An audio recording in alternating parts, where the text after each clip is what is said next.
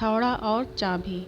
शहर की पुरानी बस्ती में ताले की एक दुकान थी। उस दुकान में ढेर सारे ताले चाबी थे। लोग ताले खरीदने वहां आते। कभी कभी मुख्य चाबी गुम हो जाने पर डुप्लीकेट चाबी बनवाने भी उस दुकान पर आते। उसी दुकान में कोने में एक मजबूत हथौड़ा भी पड़ा था जो ताला तोड़ने के काम आता था, लेकिन उसका प्रयोग कभी कभार ही होता था।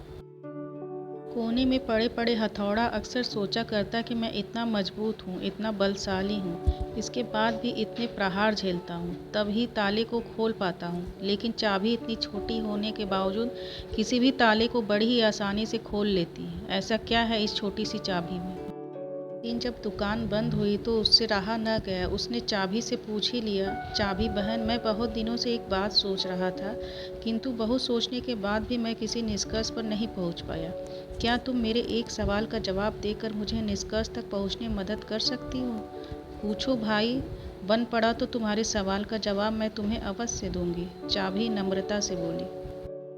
बहन, तुम में ऐसी क्या खास बात है कि तुम इतनी छोटी होने पर भी हर प्रकार के ताले, चाहे वो कितना मजबूत और जिद्दी क्यों न हो, बड़ी आसानी से खोल लेती हो, जबकि मैं तुमसे बहुत बड़ा, बलशाली और शक्तिशाली होने के बावजूद ऐसा नहीं कर पाता। मुझसे ताला खोलने में बहुत मेहनत लगती है और कई बार प्रयास करने के बाद ही ताला टूटता है।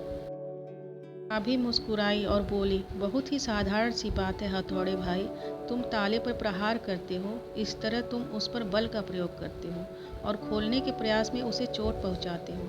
ऐसे में ताला खुलता नहीं बल्कि टूट जाता है, जबकि मैं बिना बल का प्रयोग किए और ताले को चोट पहुंचाए बगैर उसके अंतर मन में उतर जाती हूँ। इसलिए मेरे निवेदन पर ताला तुरंत खुल जाता है।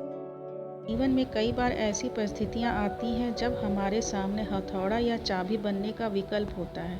किसी का दिल जीतना है तो उसे हथौड़ा बनकर जोर जबरदस्ती से नहीं जीता जा सकता, बल्कि चाबी की तरह उसके दिल में उतर कर जीता जाता है। यदि किसी के दिल में कार्य के प्रति समर्पण भावना जागृत कर उसे उत्साहित कर कार्य करवाया जाए तो कार्य मन लगाकर और समर्पण से किया जाएगा, और ऐसे में कार्य बेहतर होगा और परिणाम भी बेहतर प्राप्त होगा।